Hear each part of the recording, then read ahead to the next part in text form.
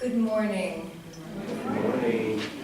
Welcome to this sanctuary on this beautiful day. I am so thankful for all of you who made the choice to come here before going up one of the canyons. Today we are probably feeling the effects of Valentine's Day. Some of us are thinking how lovely it was.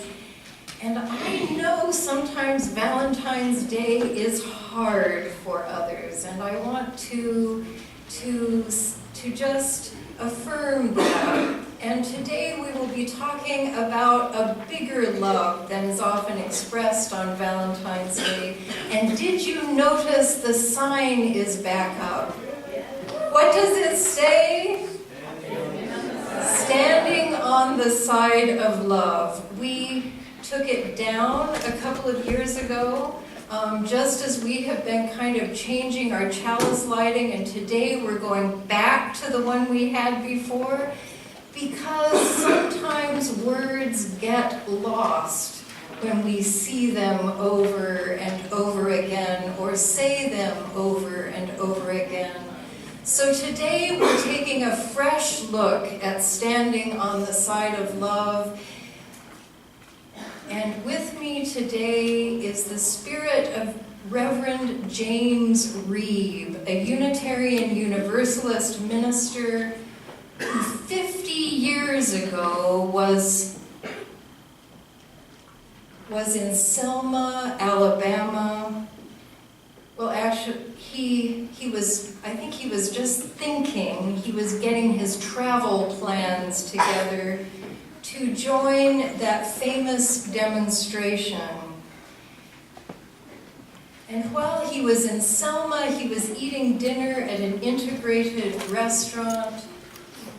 And as he was walking home, he and two other ministers were met by a white supremacist group.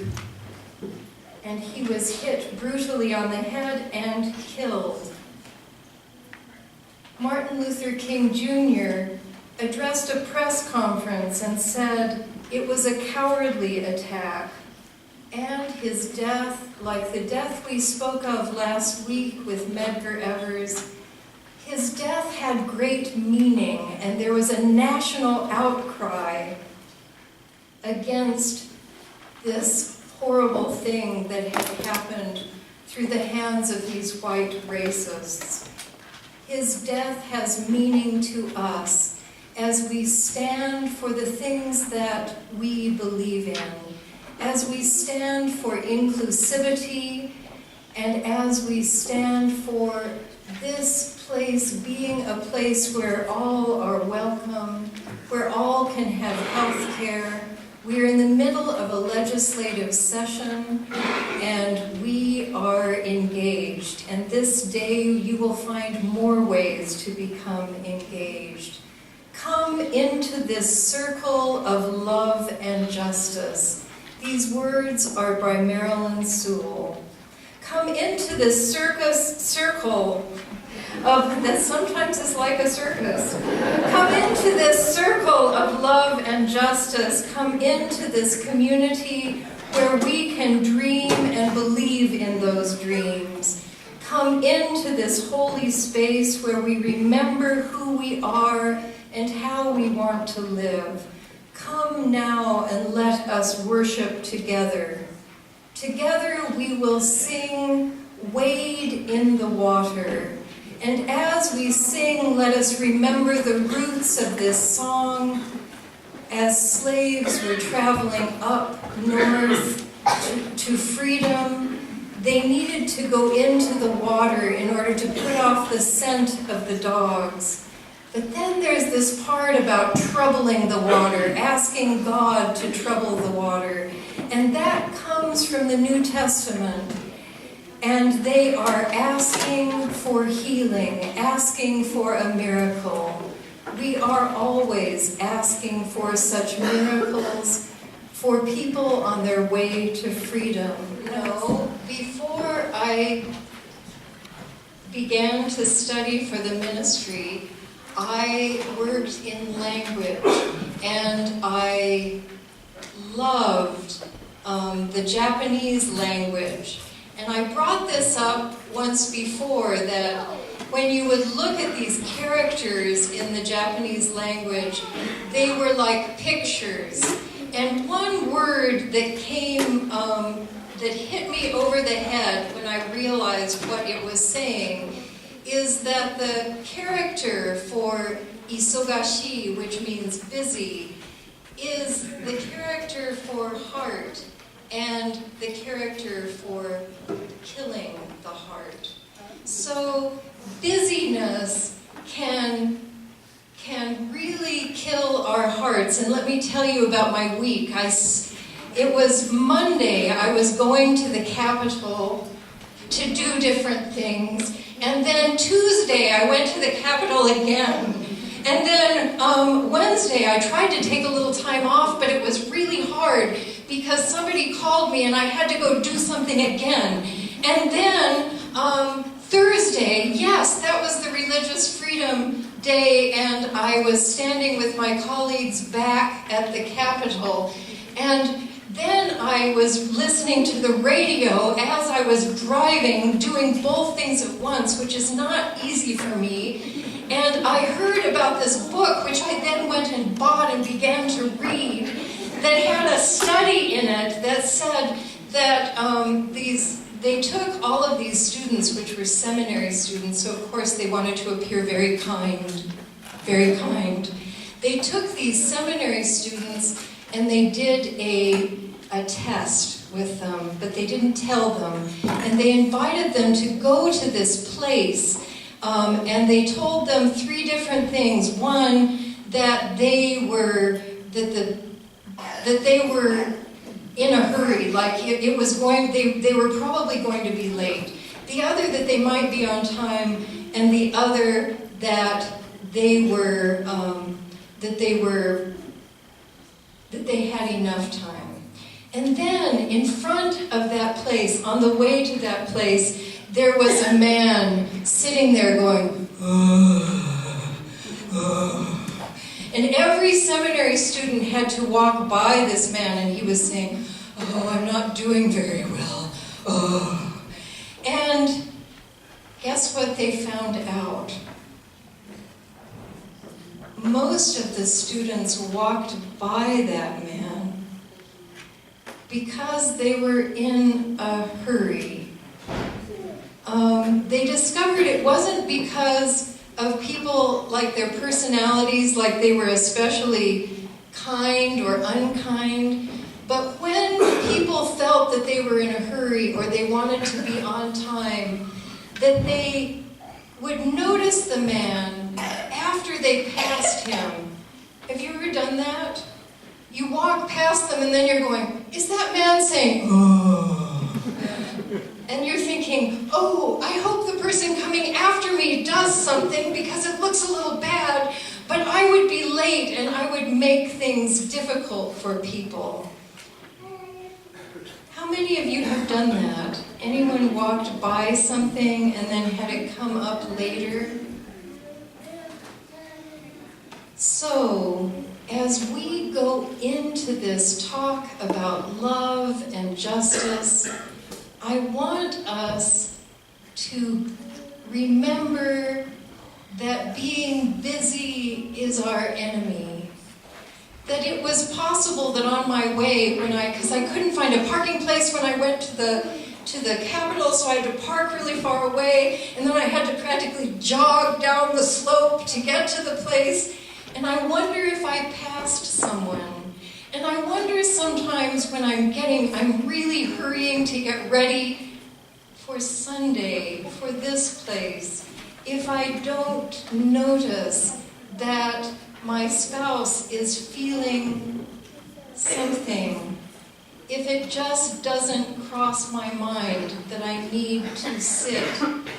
So, as we move into justice, I want you to know that I think our first responsibility is to be present to our lives, and that justice comes out of being right here and not losing track of our hearts.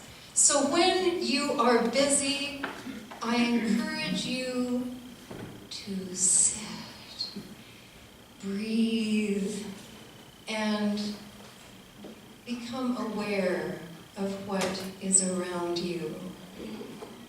We are just now, we're going to go right into the meditation.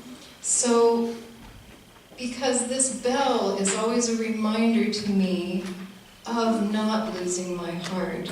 So listen to this bell and find your center.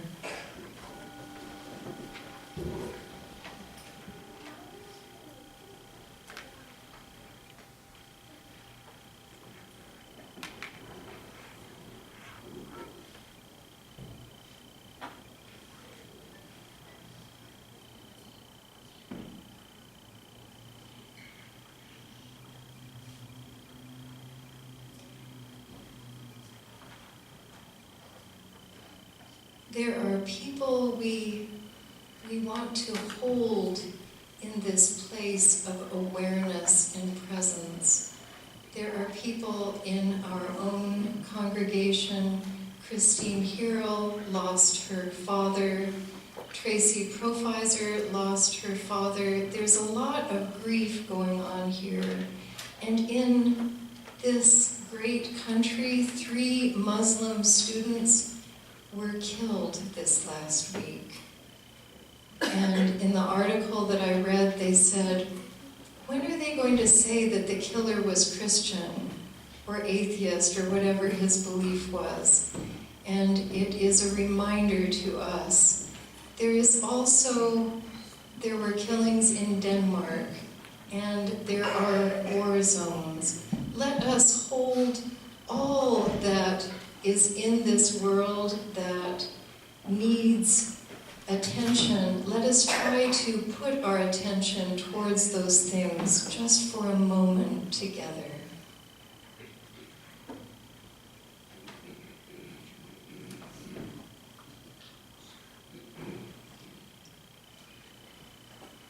And I invite you to say, after I ring the bell, to say any names that you would like to bring to this community.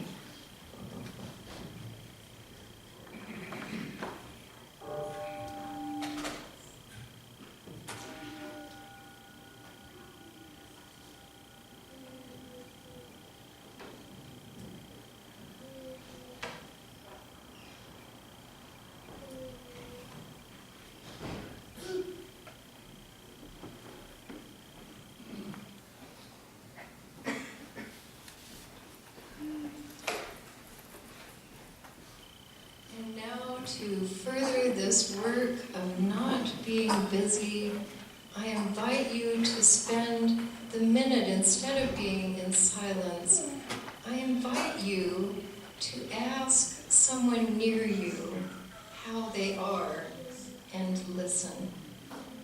I know this gets to be exciting, so I'll ring the bell to stop you.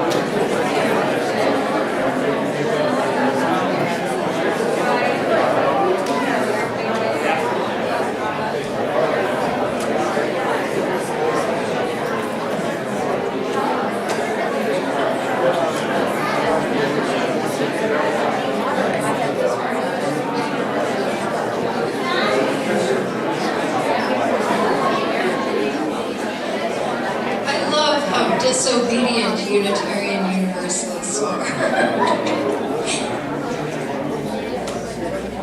I invite you during this week, during this service, that as you begin to kind of an awareness of all the things we need to do, that you come back, that you make a practice, and we're going to begin many different circles. We have a meditation circle.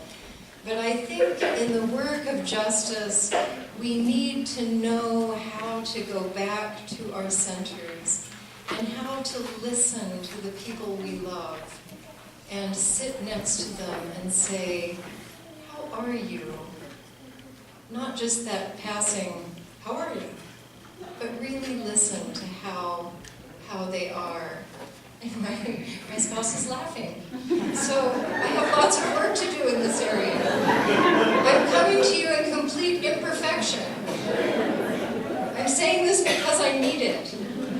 But I think that if we forget to do this work, then our work in the world is nothing. So let's remember to care for the people near and dear to us. And when we're on our way to an important rally, if there's someone sitting by the side going, that we just don't worry about the rally and we stop and we listen. Only in the preschool class, or even in the kindergarten class, if you'd like to go downstairs. I hear Robin has some fun things, and I think it might have something to do with Valentine's. I don't know. I'll have to find out and see. So you're welcome to go downstairs, but other than that, I would like to invite all of the young at heart to come forward. Come and help me out with my whiteboard activity.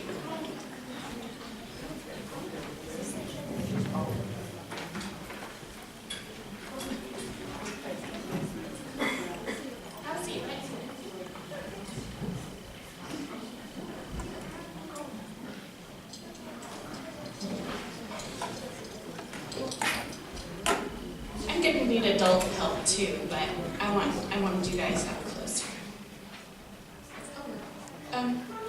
Okay, so those of you who come to Children's Chapel on a regular basis know that I really like the whiteboard, and I especially like the whiteboards with magnets. Do you guys like magnets too? Pretty cool. Anyway, so standing on the side of love, what do you think that means? Any ideas? Any ideas at all? What do you think, Sage? I think that it represents how you like people. How you like people? And yes, it does represent how you like people. Does anybody have any other ideas, Kari? I think it represents love. It does. It means a lot about love. Okay, how about you, Levi, right? Okay.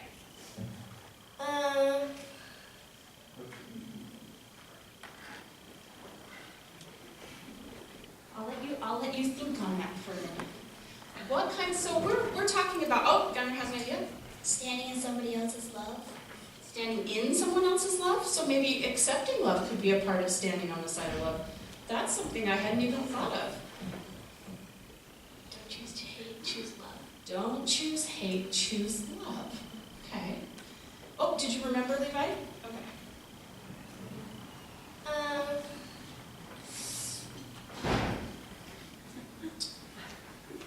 Giving people nice things. Giving people nice things. Okay, so I have a question for you about standing on the side of love. Standing on the side of love means that you make choices and you take actions based on a place of love, not hate, right? What do you think the opposite of love is? What do you? Okay, Sienna says hate.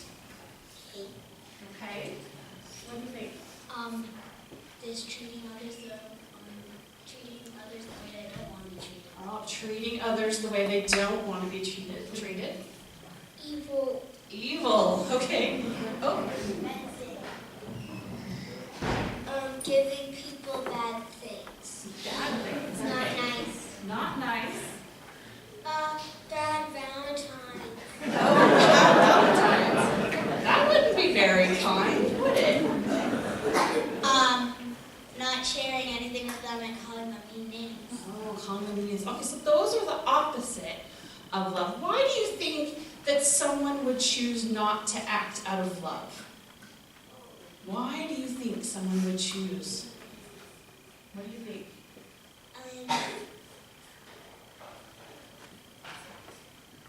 Hard to think, huh? Evil. You know, become evil. Okay, somebody really likes that word. They don't like the other person and they treat them badly.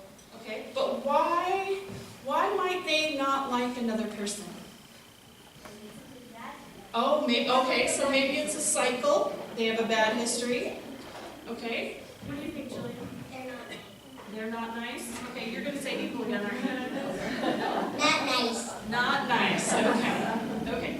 I have a thought that I would like to share with you, Connor. Evil. Okay, yes, yes. All right, we got it. Evil.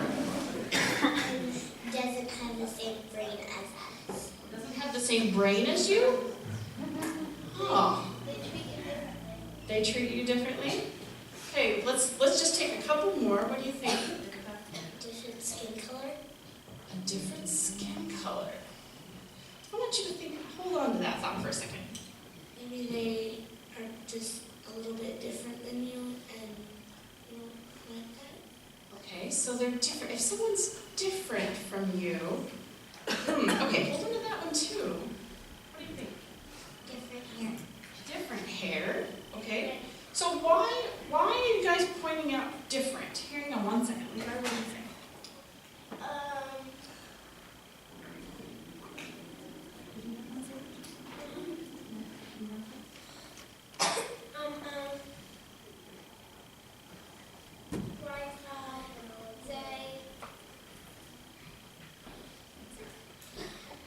People like different things. Okay, so what I'm hearing a bunch of is different. Different. Do you think that maybe people are afraid of things that are different? There are fears that keep us from acting out of love. I want you to help me think of some, and that's what I want to talk about, are the fears that might keep us from acting out of love. What might those be? How about you? If a black person put a sandwich in his pocket and he was pulling it out and there was a police officer near, the police officer would shoot him, but if it was a white person, they wouldn't, because our brains are taught to be scared of black people. Wow.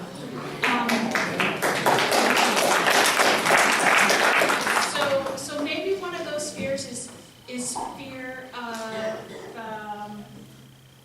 let's see, how would we summarize that?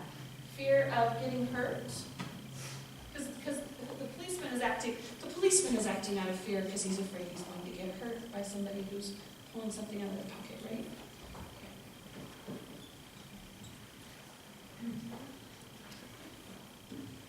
Okay. Does anybody have any other ideas of things that keep you, fears that keep you from acting out of love? If your house barely got broken down, you could get scared. Okay, so maybe fear of, that's kind of like fear of getting hurt, or maybe fear of, Losing a family member. yeah, fear of loss, fear of losing people.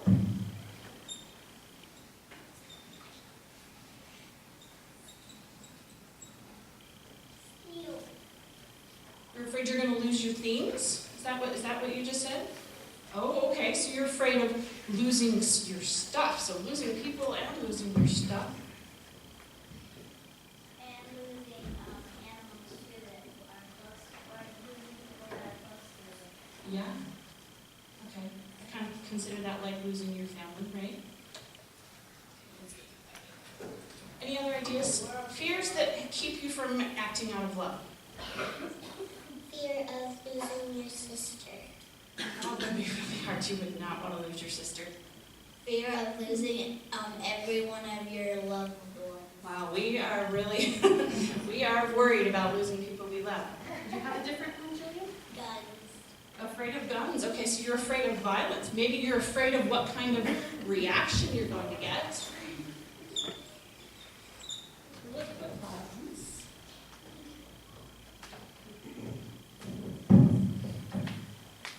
Anybody else have a fear that keeps them from acting the way they know they should? Fire. Yes, I would be afraid of fire. You have one more, Gunnar?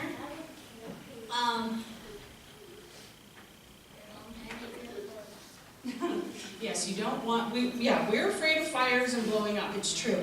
Now I'm going to ask the adults to help me a little bit. What kinds of fears keep you from doing what you know is on the side of love? Fear of the unknown. Fear of the unknown.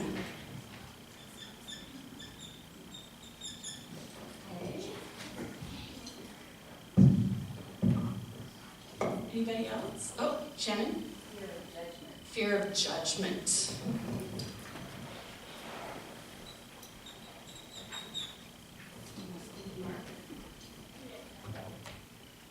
Okay. Yes, okay. Fear of losing friends. Losing friends. Yeah, that is kind of like losing people, but I think that maybe, correct me if I'm wrong, Sophia, but I think this also is a fear of being misunderstood. Yes. And it's kind of like being judged, that you'll lose your friends because of the things you do out of love. You really want to add one, don't you? Okay, Jan. Being ignored. Ignore, being ignored.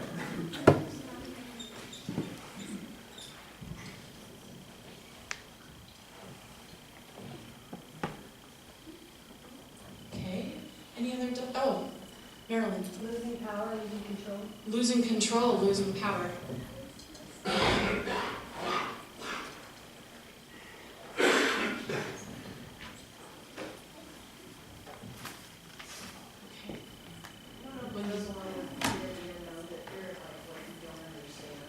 Ah, yes, fear of what you don't understand.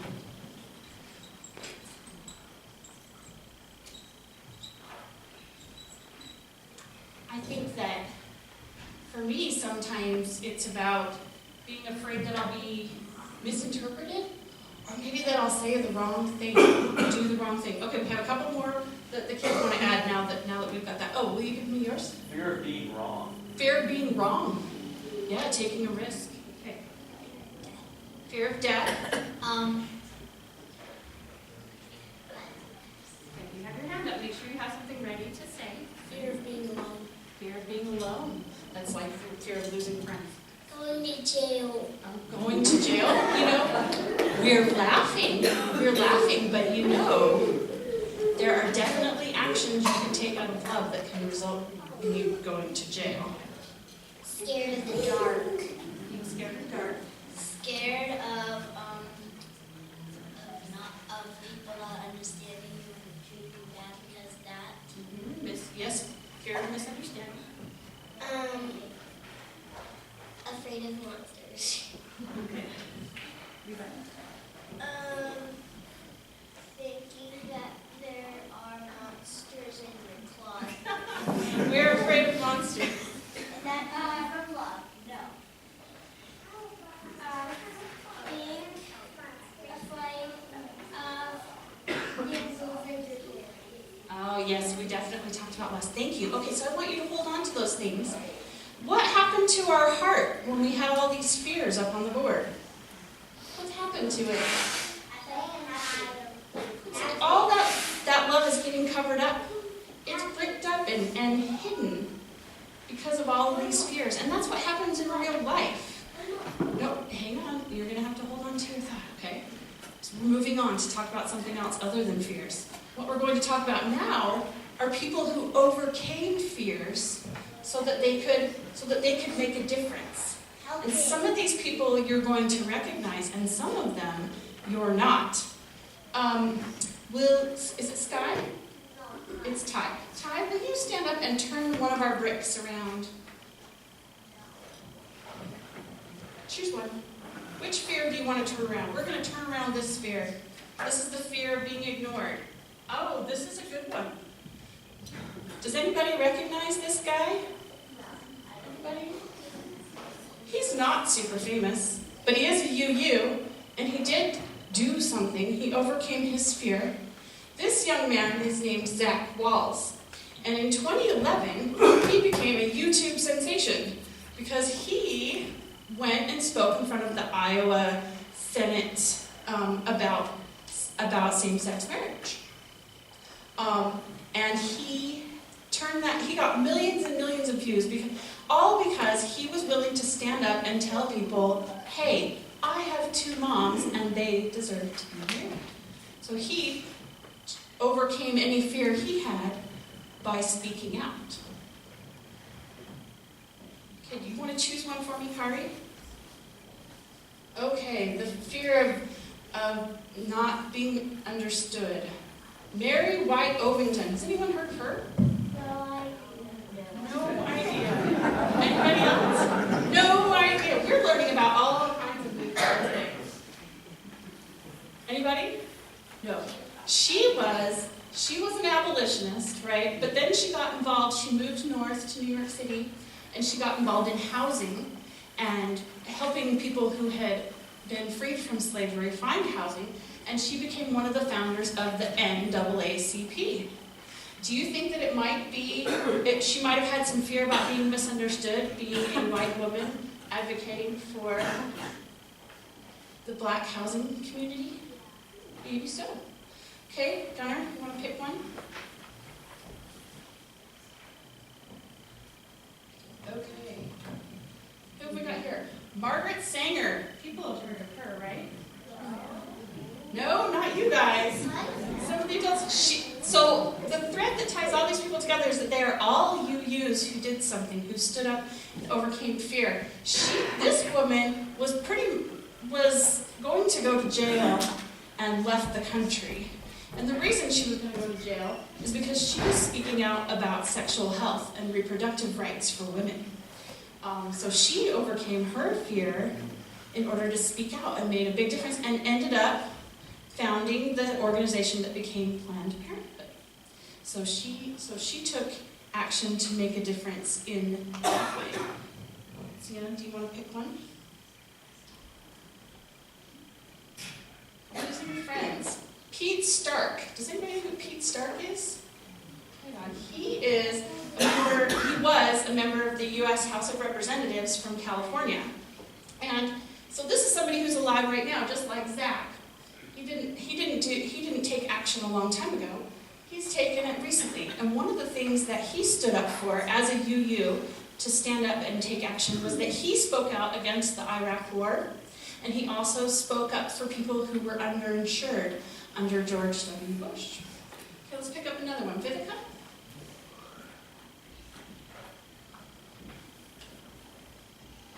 James Reeb. Did we hear a little bit about James Reeb already today? We did. Good remembering. James Reeb was a Unitarian minister who answered Martin Luther King Jr.'s call to come to Selma for action. And we heard from Reverend Patty about what happened to him. And he clearly had to overcome some fear of losing something or violence in order to take that action. Okay, Levi, do you want to come pick one up? Or maybe you should just tell me which one. That one. Okay, Fear of the Unknown. Morris Dees. Has anyone heard of Morris Dees? This guy's, he's also contemporary. I'm going to check my list to make sure I'm right. Yes, he is a lawyer in the South, and he helped co-found the Southern Poverty Law Center. So he is advocating for civil rights and social justice through his work. Lizzie?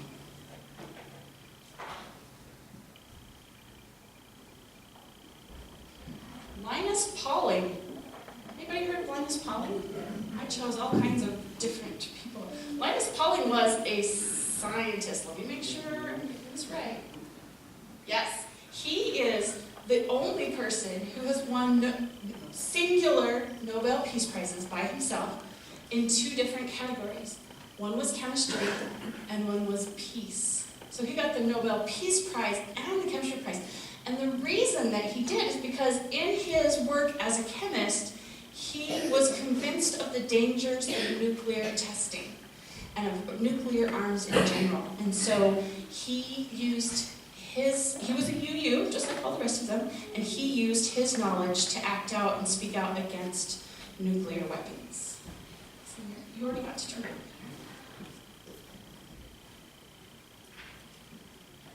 Power and control. Samuel Gridley Howe. Samuel Gridley Howe was a person who started the first school for the blind in the United States.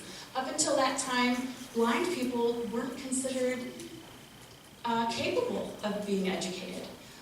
And they were lumped in and put into institutions with people who had other problems, but they weren't thought of as having the intellect to learn more. So he started something really big here. Do you want to come grab one? Almost there. Almost learned about 10 people who did amazing things. Fear of judgment. Rachel Carson. Did you know that Rachel Carson was a UU? Yes. Rachel Carson is another scientist who wrote a book called Silent Spring, and it was about the impact on the environment from synthetic pesticides. And so she used her knowledge that she learned as a scientist to take a stand, write a book, and she is considered this book is sort of considered the beginning of the modern environmental movement. All right, last one. I think I'll turn it around. Clara Barton. I know some of you guys have heard of Clara Barton, right? Yeah. Thank you. Okay, she's a famous UU. Do you remember why she's famous? She started the American Red Cross. That's right. She started the American Red Cross, and that's why there's a first aid kit up on our altar today. But there's something she did before she started the Red Cross that was an amazing act of bravery, and a way that she acted out of love. What do you think that is? She demanded to be allowed to go to the front lines and help the wounded soldiers. That's right. She helped wounded soldiers on both sides of the Civil War. So she was definitely overcoming fear. She could get hurt at any time if she's on the front lines. That's what it means to be in a war, is to put yourself in danger, right? And so I want you to look at all of these faces. Some of them are from history, some of them are still doing great things now. And think about what kinds of things you could do to stand on the side of love and to overcome your fears. And after the service, you'll be able to go to a table in the back with our social action team. And there are postcards so that you can get involved in legislation to make changes on the side of love. But that's what I challenge you to do, is to think, when you think that you're too scared to do what you think is love, to remember all of these people who overcame their fears, because they have fears just like we do. And they were able to stand up and make a difference because they stood on the side. Thank you. You may now go rejoin your families. People who have walked among us here, who lead the way, who overcome their fears. Let us keep rethinking love. Let us remember that love, the way that we can act out of love, is in our communities and with those closest to us. This is hard work.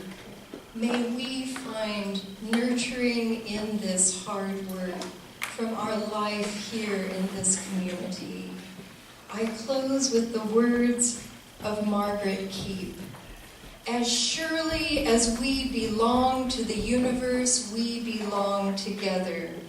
We join here to transcend the isolated self, to reconnect, to know ourselves and be at home, here on earth, under the stars, linked with each other.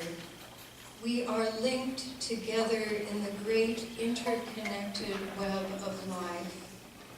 May we, holding each other's hands, walk towards greater justice in